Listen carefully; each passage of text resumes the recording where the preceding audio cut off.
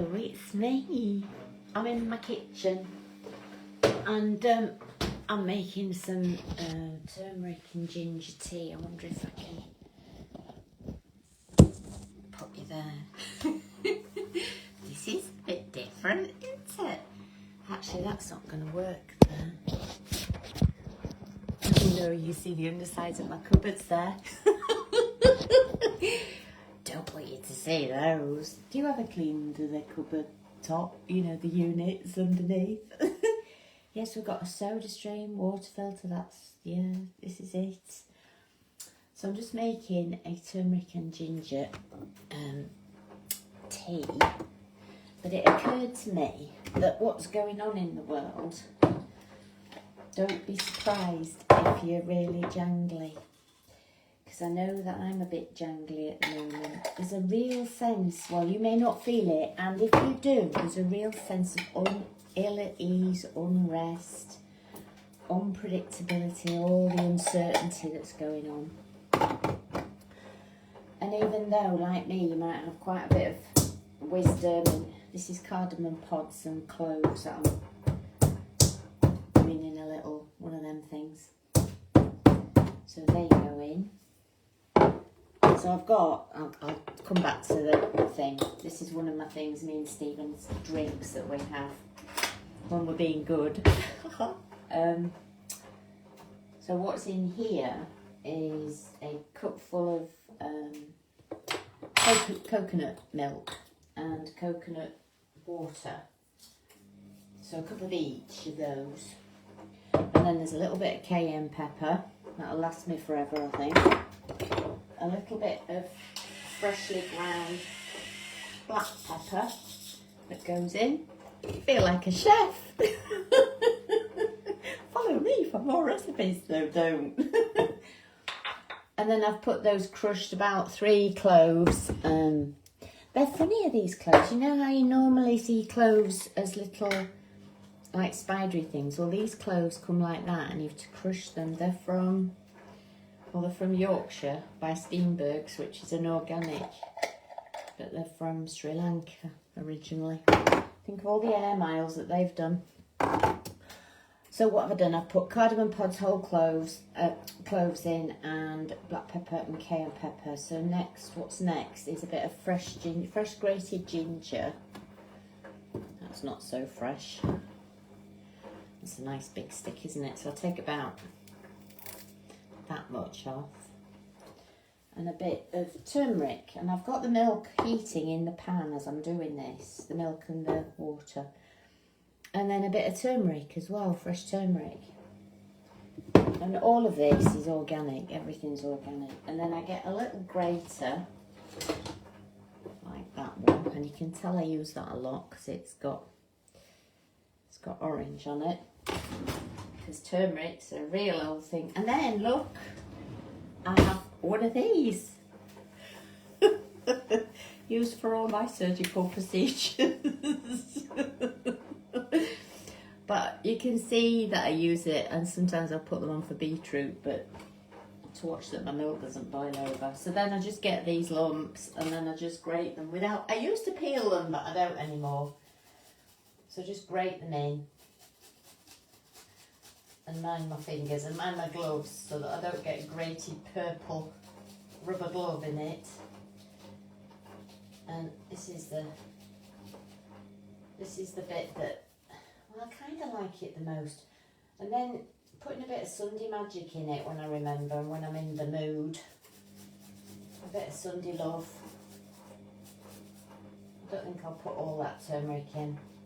And then sometimes what I do, because I'll strain it, once it's boiled I leave it to sort of, Stephen might say fester, which isn't my favourite word, but you know, each to their own.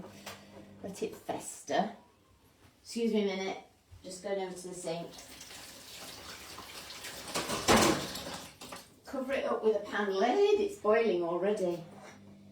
And I've got wooden spoons now. I didn't have all my kit around me that I needed, did I? Hello, Leanne. I'm going to talk about jangly in a minute. Gloves off. The gloves are off. wooden spoons, which I have started to use instead of, especially for honey, because apparently, who knows these things, if you use a spoon that's a metal spoon, it does something to the honey that makes it less effective. I'm sure it's still effective, but probably quite not as much. I wish I could show you this, maybe I can. So it's boiled up. Where is it? Can tell I'm not used to doing Facebook Lives in the real world. There you go. That's what it looks like. I'm glad you're still on, Leon. Don't know if you are. I'm just going to boil it up again because I wasn't paying attention. I like to stir it a bit. Put the lid on and then strain it. And I've got a little tea strainer that I strain the bits through. Oh, there's a heart going up. Where's my lid? The washing machine's on as well, can you tell? So that's boiled up nicely. Put the lid on. Leave it to fester for half an hour. I mean, you can leave it for a lot longer. I'm back in my room now. So that was a little turmeric tea make, because I was thinking I want to do this live and I want to make my tea. So anyway, hello, hello Joy. So I've just made a turmeric and ginger tea for Stephen and me. And I've come on because I was talking about the jangly thing. You know, a lot of people, don't be surprised if you feel a bit jangly with what's going on. I mean, at some level you can sort of separate from it a bit, and I'm finding that quite difficult. It feels like the whole world is, and it might just be me, is sort of in a state of anticipation, anxiety, worry, concern, with all that's going on in the world. And there's ways to help myself with that. So the things that I do is that I have some lovely meditations that I do in my house, and what I really want to talk about is getting outside, and if you've got grass and if you've got a tree, you know, like just going out. It sounds crazy and something, oh yeah, that won't do any good, and I probably was one of those in days gone by, is to go outside and get, if you can, get your bare feet on the grass, even though it's cold and muddy, you know, just put your feet on the grass and put your back against a tree, and you can just feel a little experiment. How about doing that today as an experiment, even if you're not feeling jangly? But if you are feeling jangly, that would be my recommendation, is to get yourself out into nature. Put yourself into a space where, even if it's in the middle of, you know, the city, and all you've got is a little park somewhere, is to put yourself on the grass, put your feet in the grass and the mud, if it is muddy, and then allow yourself to lean back on a tree and just let your body weight go against the tree, and just see the level of support that you've got under you, behind you. And then whilst you're doing that, is breathe into your heart. Breathe into the heart space area. You know, like imagine the breath going into your heart, soothing. And, you know, there's a whole host of women in the Silver Tent who've got an absolute bundle of skills. We need each other right now. We need to lean on each other. We need to hug each other. We need to ask for support. We need to feel supported, all of us. Because there's nobody that's got life handled. We might all pretend that we have. But we haven't. We have patches of where we've got life handled, and then we have patches where it isn't so great. So we're all connected. You know, reach out to friends if your family's in disarray as mine is, you know, like my children, not my siblings. Reach out to friends and family. And even if at that level, you know, that you might have some awareness that, or judgments or whatever that's different to theirs, practice getting past that, you know, because if there's love there, even though it may be shown in the most peculiar ways that don't feel so great at times, there is a genuine love between people who are related. It might be hidden under loads of cack and pain and blaming and shaming. But mostly people, we just want to be loved. We want to love and be loved. We want to have a bit of fun and we want to play. This is my stuff, but maybe you're the same. And the other thing, like when you're feeling anxious, and look for stuff that soothes you, like music, like good nutritious food, even if you're finding it difficult to eat. You know, get something that, don't fill up on the sloppy stuff. Like find something that is healthy and binge eat on that, or force it down, whatever is you know. I think I'm talking about stress management here in very basic terms. And feel water. Take the chill off as well, you know, just have it sort of like slightly chilled, and drink lots of it, and then have a look at your wee and see what colour it is, because I'm sure we all do that. I'm sure it's not just me. Let's check in. Mine goes yellow after turmeric. That's what I tell myself anyway. So yeah, and share, you know, this uplifts me doing this, like talking to you, and you know, seeing people coming on and connecting in that way, you know. And it's great, is Facebook Lives, because nobody can butt in. I've got the space. Don't you just love? And that's another thing, you know, sitting in circle. So in a couple of weeks' time, I'm going on a small retreat that I'm holding, and I'll be sitting in circle, and the people that are there, all of us that are there, the women that will be there, we'll all have space where we've all got like the talking stick, whatever it is, but we've got the space where nobody asks questions, nobody interrupts, nobody fills the gap if we're sort of silent for a while. And then when we've finished, we say thank you, you know, to indicate that we're finished, and thank you for listening to me. Because sometimes we don't need solutions. Our solutions are inside us, most of the time anyway. It's just that sometimes to be heard, maybe in your sadness, maybe in your joy. You know, a lot of people, we struggle to share, this is what's going on in my life, this is what I'm creating, this is what I'm excited about. We're still, a lot of us, still getting into the looking for problems, and me included, like trying to solve them. And there's another world out there where we can create something magical. And dealing with the uncertainty. I read a book, you know, and it was really inspiring. I think it was by the woman who wrote Feel the Fear and Do It Anyway. And it was called Embracing Uncertainty, and Susan Jeffers. So if you really struggle with uncertainty and surrendering to life, surrendering actually doesn't mean like giving in. And I used to think it did, because I was a fighter. So surrendering is more about allowing the flow of life, allowing all this noise that's going on in the world to sort of like come in and then go out. You know, not stay, not get harboured, not get built on in our imaginations.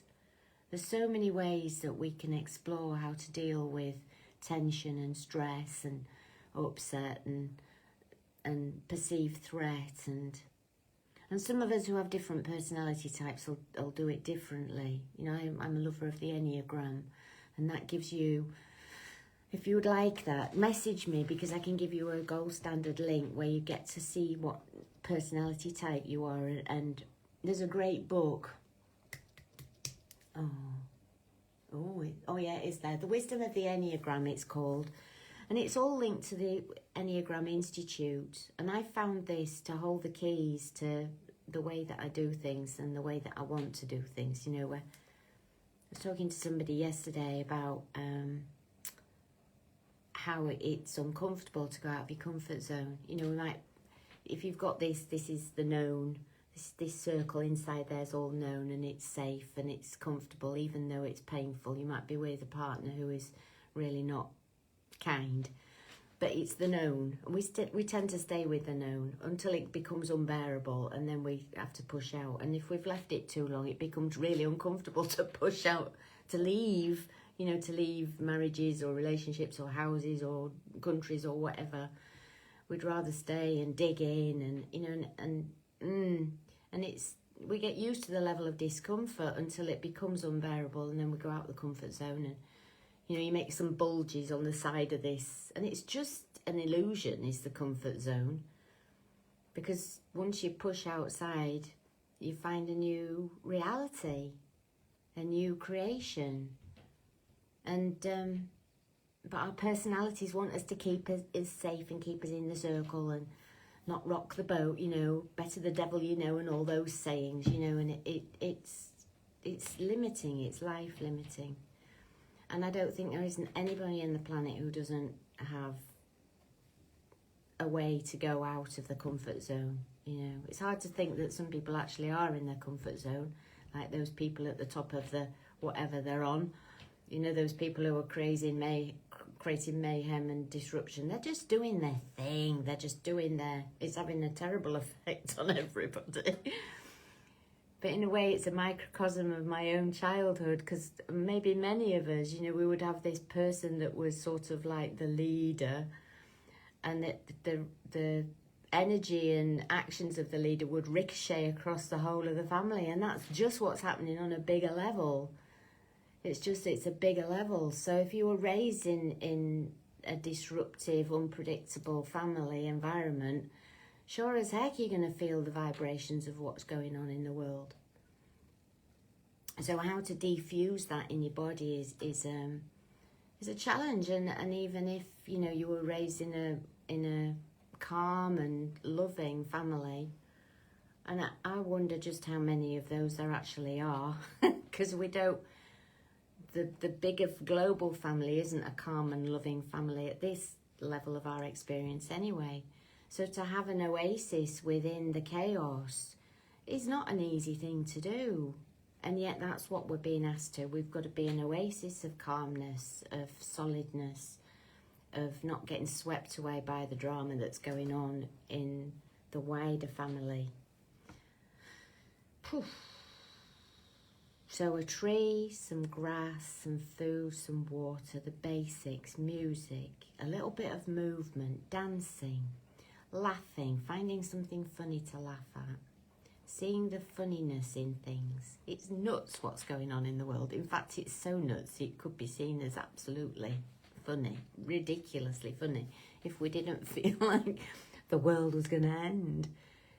And when you get into that space of feeling like the world is going to end, get into your body, get into the feelings, get into the tightness in your throat, in your chest, in your belly, and love it up in there, because it needs love. It's that old wounding, that old triggery stuff that we all carry that gets stimulated, and if we're not careful, we either implode it, press it down, alcohol it, drug it, whatever we do to numb ourselves out, or we vent it onto other people and get in the car and go be a bad driver.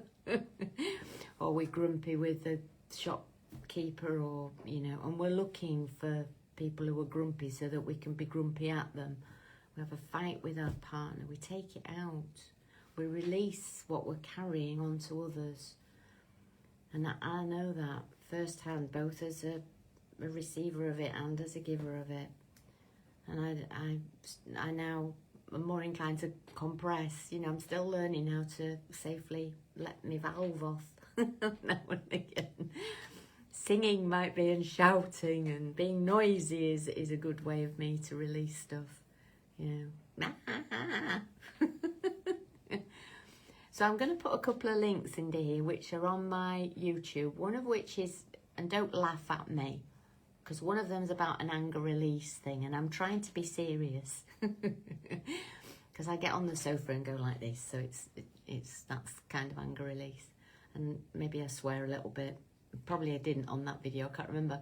And then another YouTube clip which is the peace process, which is what I shared when lockdown started. I did a daily one. Who's laughing at me? A daily I did it every day on a lockdown, and help people to connect with the feelings inside the body. And it's a lovely little process of about 15 minutes. Learning your inner language, learning what's going on in your body, the feelings that are coming up. We try and look for the why, and actually all the feelings, it's a bit like they're asking to be in the circle with us. just listen to me, just notice me, just give me some space to be, just give me some compassion. Don't judge me, don't shove me away, don't ignore me. That's what feelings are. The sensations in our body are asking for us to nod to them, give them the wink, say, yeah, I've got a little bit of heart stuff going on, palpitations and a little bit of acid reflux, and last night was pretty rough, and I'm sure it's just the tension in the world and my own wiring, my own anxiety wiring. I thought I'd nailed anxiety up until last year and it's still popping up for me. And there's some ill easing going on in the body. So if that's you and this is making sense, watch these little videos underneath. And one more thing I want to add as well is everybody's stuff, your relationship stuff, your work stuff, your health stuff. It seems like most people have got that bubbling up at the moment. It's like the whole world is being asked to step up into awareness and into consciousness, and into being aware of how we treat each other and treat ourselves. And if you find that that's coming up for you, and you want some support, there's loads of us around, some women who've got some real lovely wisdom. I offer coaching. If you're not in the silver tent and you're women over 50, get yourself in there, because there's a lot of support in there. And it's like the women in the synergy have got tools and modalities and stuff. Maybe you're just starting off in finding, how the hell do I cope with life, and there's older women like me who have walked this path for quite some years, 20 odd years now, and others who have walked it longer, and they've got a whole raft of lovely, not like the big boys that sell, like the Tony Robbins and all of them, they're charging an arm and a leg for you to, and this is more of a personal thing, I think, more of a grassroots type offering. Women supporting women and helping us to ease into our evolving at this most profound stage of the planet's history. We're the guardians of the planet. We're guardians of where we live. We're the guardians of... And I just, that's my take on it, I don't own anything. I'm just a keeper of the car that I have, the house that I live in, the garden that's outside there, the kitchen, the stuff I cook in the kitchen. I thought I'd left. Did you see that look of alarm then? I thought I'd left something on the stovetop. So, yeah, I don't often sign off saying go well. Go find a tree and see if it works, and if it doesn't, then go find a horse instead and commune with the horse. Find something to commune with, something that can hold you. And don't forget good food, water, with the chill off. And then find stuff that soothe you. Music, soft music, being hugged. Go hang out. Well, unless it triggers you, go hang out outside of school and watch. I live opposite a school. Talk about putting myself right in the fire, because I've got grandchildren of these children ages who I don't see, and it's like watching these little chicks come out, and I just want to wave and play and smile, and some of them go, oh yeah, look. And some of them don't. They're already honed into the strangers are dangerous thing. Oh, it's a funny world we live in. I love you lots. Thank you for listening. Thank you for sharing your circle with me and giving me all that time and space to talk like this today. Take care. See you soon. Bye for now.